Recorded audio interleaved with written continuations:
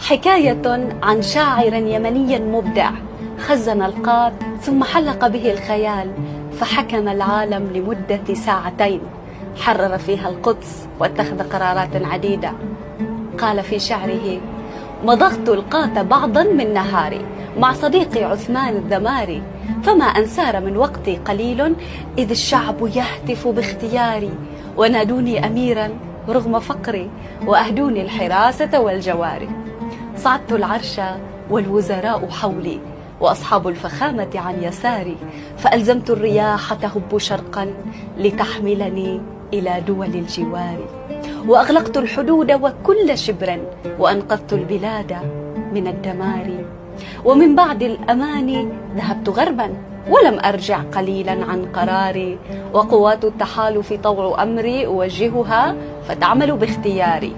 جعلت الهند قاعدة لحرب، وأرض الترك صرحا للحوار.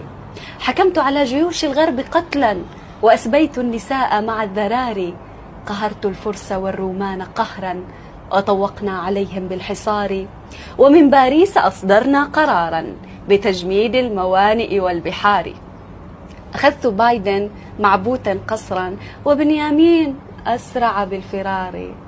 جعلت الروس ترجو أي حل، وأمريكا